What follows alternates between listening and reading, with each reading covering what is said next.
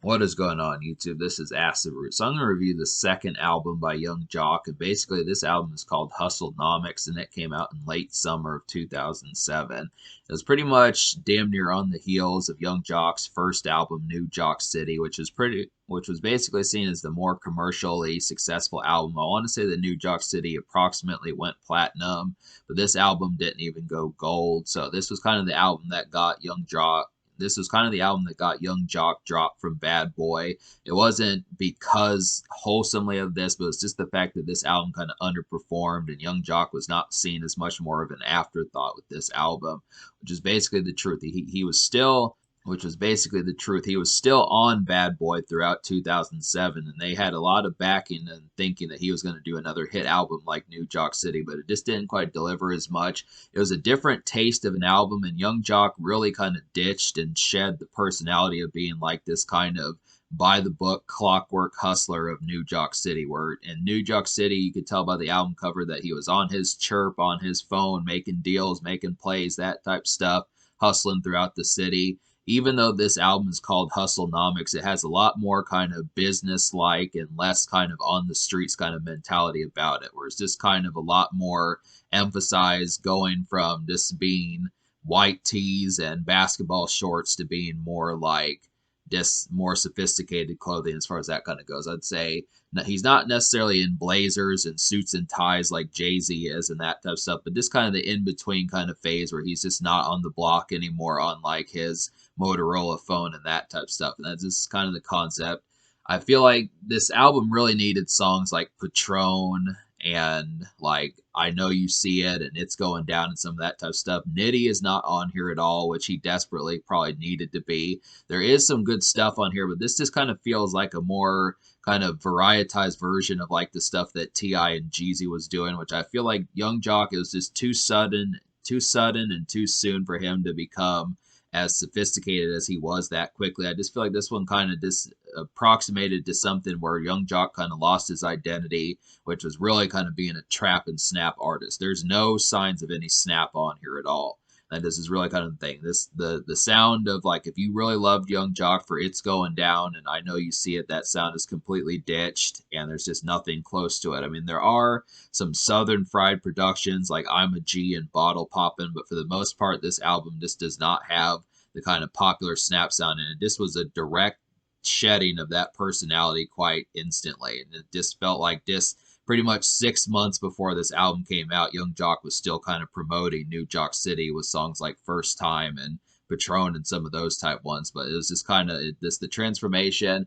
Like it makes sense. Like there's a number of emphatic songs on this album that showcase that Young Joc got pretty rich off of New Joc City. He definitely kind of relaxed a bit and lived it up a little bit, but it's just kind of the concept that I don't want to say this album fell into the sophomore slump range because it is a pretty decent score, but it just doesn't compare to like the sheer kind of character and swag and fury that he had with New Joc City. That's this kind of thing. This is like not just one or two. This is like two or three shades weaker than New Joc City, which New Joc City was basically pretty close to a rap classic in terms of its impact and just widespread affability. But we'll kind of get to it so you can see what I'm talking about. So we'll dive into some of these songs on here. But basically Young Joc had dropped 3 singles off this project, or at least 3 music videos. But the thing about it, Wikipedia years later has kind of slashed talking about some of these songs. Like it doesn't so much as say that Bottle Poppin' and I'm a G were singles off this project, but I think they were. I think Young Joc was initially trying to promote those 2 songs as further singles off the project, despite the fact that they didn't chart that well. But the first single was Coffee Shop, and this is, to me, this is an almost song. To me, Coffee Shop is an almost song just because the production on here. It has The Dream on here on some uncredited vocals, but I just kind of feel like this is a song that's very peppy and blue collar. It's a very presentable kind of song with entendres on the song, so it's kind of talking just about being a coffee shop and kind of the hustle type feel with like a Starbucks type vibe about it, but Young Joc calls it in the song Star Blocks because he's from Block ENT, that's his label. but it's just kind of it's a very unctuous song. I kind of feel like it's marketable and it does kind of have some of that pep. I like the concept that Young Joc was trying to crack into like the blue collar and like more makeshift market, but it was an odd thing just because Young Joc being with what he was just a year prior, 8 months prior, him being like the kind of snap rap kind of hustler with like the tall tees and that type stuff, and then to change that immediately and to like it was an interesting format to how he did it. I definitely could not think of too many drug dealer type, hustler type rappers that would go to like a coffee shop type vibe and try to actually approach the blue collar market. But it just, in my opinion, was very unctuous. I would have liked a song, but you know, maybe something, I don't know. It's tough to kind of showcase as to how Young Joc could have done it at that time because really it was clever for what it was, but just the execution of it was just shaded a few vowels more than I would have liked it to have been. I mean, it's a presentable song. It's definitely unlike the rest of the album wholesomely. Young Joc was trying to aim for a wider spread market and try to reach audiences that were not just hardcore rap and kind of southern rap and snap rap and ringtone rap and that type of stuff. But I just feel like I really couldn't get into the beat that much. It's just really kind of peppy and it just feels like an ice cream parlor kind of music, that sort of sound. But I just look after it, I simply was not hooked on the production enough. I mean, it's a peppy song and I think it works in like candid kind of day commute market, but it's just kind of, you know, it's tame. That's this kind of thing. So the second single was Bottle Poppin', and this song is a lot more emphatic, though. The second single, Bottle Poppin', is a lot more emphatic, though. This is definitely a very fat and superb nightclub jam. This is just an emphasized nightclub beat that's a little bit more executed, where I feel like there just weren't nightclub singles on New Joc City. So this is definitely a more emphasized type stuff that puts Young. This is definitely an emphasized nightclub jam that puts Young Joc out of the ringtone rap category. Where I think Young Joc was really trying to break away from that and prove that he was not just a one-hit wonder and not just kind of be ringtone rap and snap rap and one-hit wonder type stuff. And he did succeed in making that happen, but then he kind of didn't in the same sense, just because these songs he could have used more just ringtone type songs on this album. I think that definitely having two albums of ringtone type hits like the New Boys or folks like that or some of those type cats could definitely have helped Young Joc, but there's just nothing like that. But Bottle Poppin' has a very synthy kind of beat. It's a very Bottle Poppin's a very synthy type song. It's just a real kind of crunchy and just overall emphatic kind of tune, and Gorilla Zoe really nails his verse. He kind of sings at the end of his verse, and it's just really emphatic. Young Joc tries to do it as well as Gorilla Zoe, but Gorilla Zoe just did it better in my opinion. But this is definitely, it's one of the best songs on this album is Bottle Poppin'. This has a real good kind of polished energy. There definitely need to be more songs like this. This is kind of like a better version of Patron. But then again, I like Patron pretty well. That was just more ringtone rap ready. But Bottle Poppin's just more of like an emphasized album cut that like T.I., Jeezy, or Lil Wayne would do. This overall has great energy. The third single was I'm a G, and this has Young Dro and Bun B on here. This is a pretty vanilla club bop. This is the most basic of all the three singles. This one's probably one that just needed to be like the first single. This would have been an even bass one if the hook had been a little bit better and Young Joc had dropped two verses. I think maybe, I mean, it's good that he kind of was able to get a posse track and get both Bun B and Young Dro on here, but I think it probably should have had two verses from Young Joc, or at least have been a 4-verse song. Something like that could have done, because Young Joc does this just like when I complained about New Joc City last year in early 2022 about talking about how Young Joc kind of like hides behind songs and kind of gets a lot of guests so he doesn't have to do two verses or sometimes three verses, stuff like that. Almost every single hit song that he has on here has a guest on here. Like, he does have some good guests, but Gorilla Zoe's on here a bunch, which is not a bad thing. The Game and Jim Jones are on here. Puff Daddy's on here. Snoop Dogg, Rick Ross are on here. There's just an overall lot of folks that some of these good songs that would have been good to have had Young Joc kind of do and get like a second verse, but Young Joc just kind of hid, just like on the previous album. He kind of, well, he does it more on this album. He kind of hides behind some of his guests as far as not being able to pump out and get some other hits to see some of the swagged out stuff, because Young Joc maintains his personality. I don't feel like his personality is as on fire as it was on New Joc City, but he definitely has like this kind of lazy swag, and he does have more stuff to say that's interesting and compelling to hear. But he just, when you only get one verse from him, it doesn't really feel like he dominates the song as much as he did on New Joc City. does this kind of thing. But I do think I'm a G is like a vanilla club bop. It's a solid dance song. I'm a G is a solid dance song. Has very nice evening kind of feels towards it, and it's just got some boppish kind of energy. This is definitely one that's kind of similar to like the stuff that Soulja Boy was doing and folks like that were in late 2007, that type movement where the ringtone rap was transforming into internet rap and that type of stuff. I'd say you could probably come up with a dance or have seen some dances to I'm a G. It's just one of those type ones, but yeah, it was just kind of short lived just because this song kind of charted in early 2008 or was released to markets in early 2008, but it didn't chart. So it's just kind of this album just kind of underperformed. I don't know why Bottle Poppin' and I'm a G both didn't chart at all. It's just too bad that folks didn't give these songs a chance because they were good. I mean, these were good songs. It's not to say that Young Joc didn't have hit singles. It's just the fact that most people widely ignored them. Maybe it was just the fact that Coffee Shop left a bad taste in most people's mouths, but they really kind of just with this song, once Coffee Shop kind of underperformed, people were just done with Young Joc, and that was just it. And this album kind of tanked, and then he got dropped from Bad Boy a year later. They kind of almost gave him a chance in 2008. He was going to drop an album called Mr. Robinson's Neighborhood, but it never came out. But it just kind of happened to be the thing. So it's just too bad that like this album just didn't perform as well. I mean, the singles were good. I mean, 2 out of 3 of them, and well, 2.5. I almost kind of like Coffee Shop. But that's just kind of the marketing. That's just kind of the thing. So to talk about the songs on here, minus a skit in the intro, there's 14 songs. So out of those 14 songs, I recommend to you 7 plus 2 almost songs. So I'll recommend these 9 songs to you. So they would be Bottle Poppin', I'm a G, Play Your Cards, Living the Life, Brand New, BYOB, and Hell Yeah. And the 2 almost songs are Coffee Shop and Getting to the Money.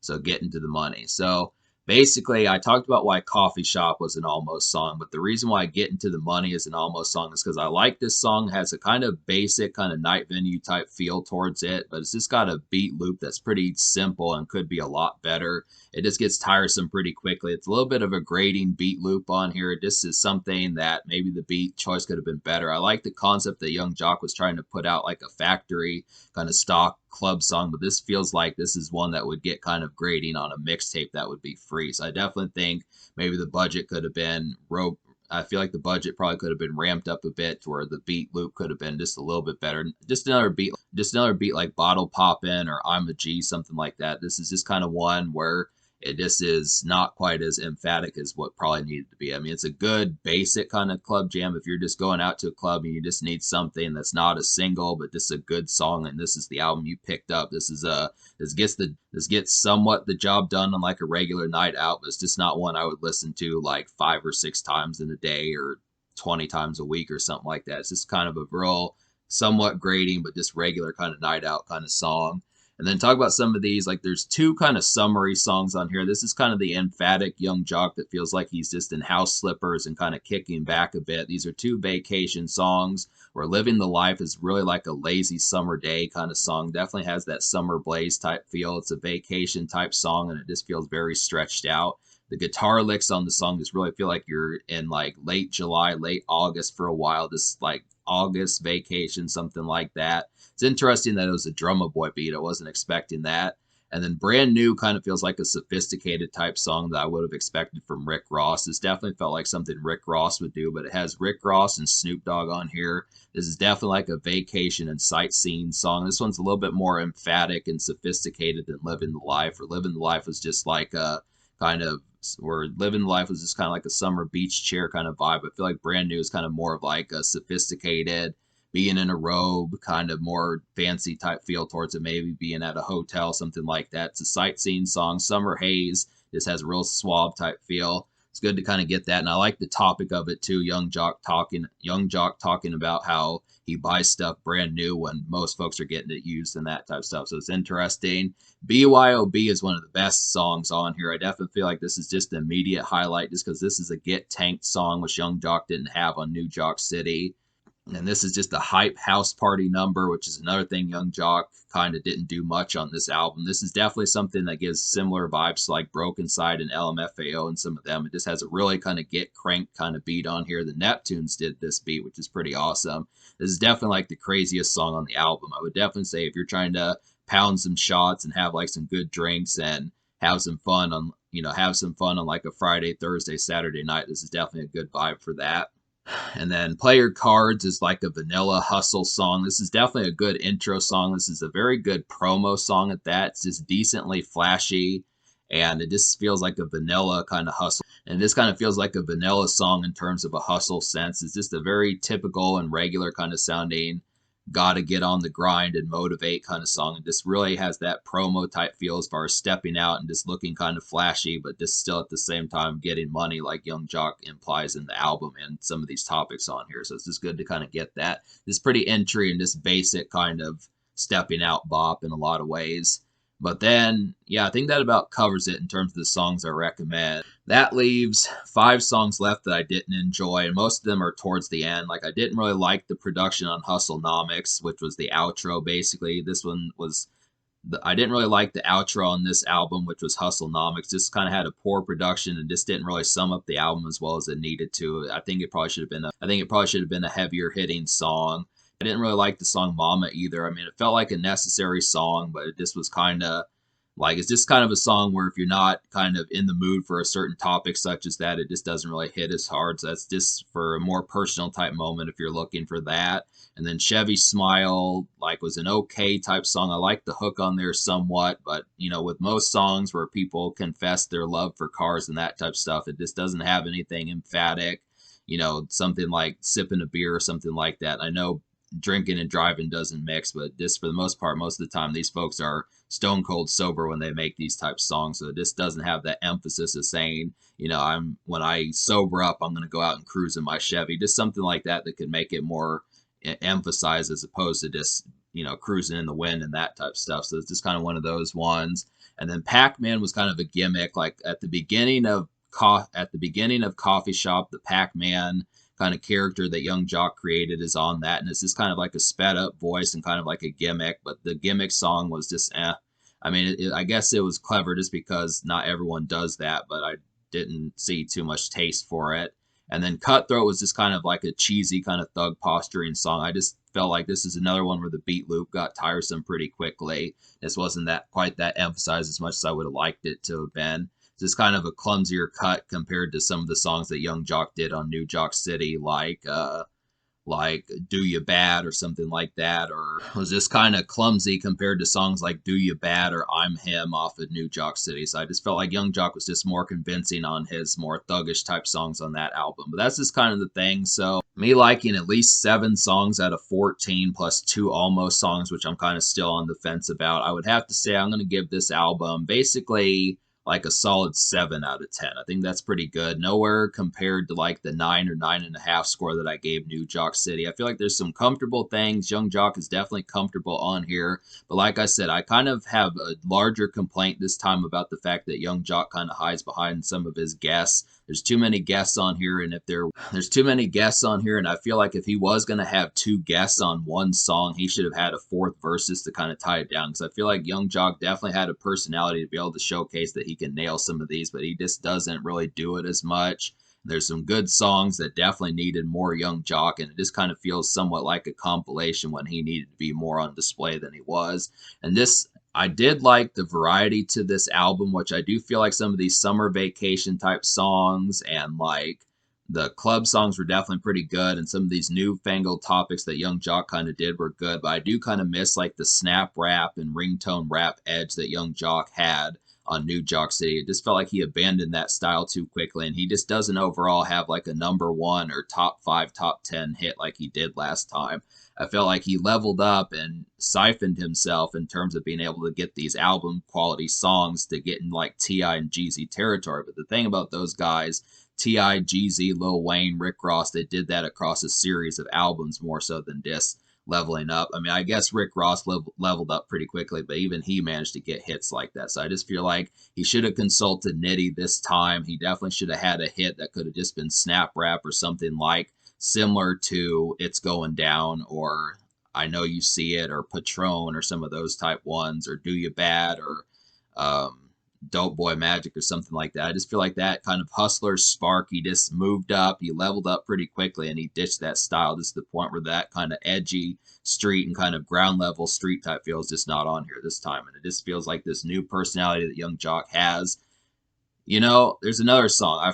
Speaking of which, there's another song I forgot to talk about. I'm going to talk about that real quick, which is the song Hell Yeah.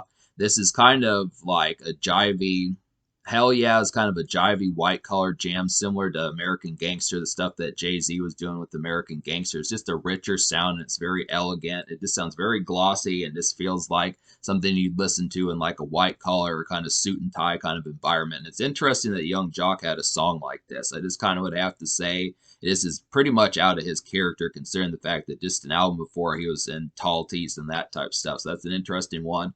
Puff Daddy suits the song, and this is just kind of a strange kind of song to hear Young Joc level up to that degree. I would have liked another white collar song, but still, like I was saying with the rest of this album, I just feel like like I was saying with the rest of this album, I feel like Young Joc just did not have like the ringtone rap type stuff that he probably should have had, and it just felt like this album was kind of patchy just because this album kind of felt kind of patchy because the singles were more sophisticated, but we just didn't get like that edge that I think everyone was looking for. I think people just had a distaste for Young Joc just because he should have still been doing songs like Soulja Boy and Mims and some of those type people that were popular just on like their first album, and you know, like Jibs and some of those type people that just had some of those ringtone rap type hits. Now, most of those folks did not manage to make it to the second album, but I still look after it like Young Joc should have had like the in between type phase of getting some more ringtone rap on here, which this album just doesn't have any of that. So there's no ringtone rap at all, and it could have used it. I definitely think this is a good album,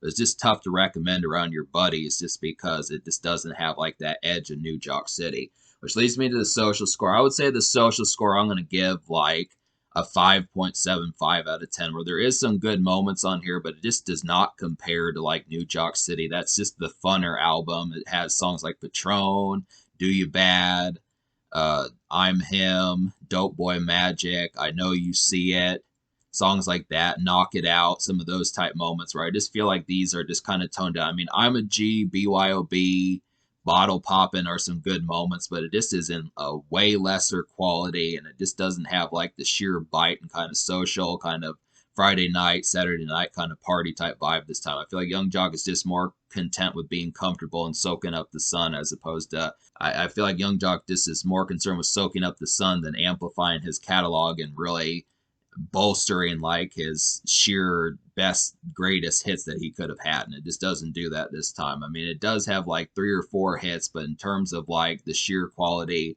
that like New Joc City had, it just kind of pales somewhat. I mean, it still gets a 7 out of 10, but 5.75 social just because it just doesn't have the sheer kind of social credibility. But in terms of that, in terms of the future, like Young Joc doesn't really drop albums anymore. There is another project by him I want to review, so there is some more stuff I'm going to get to. But just to kind of say, this is a decent follow up, but I feel like the first album was just far better. That this is kind of the thing.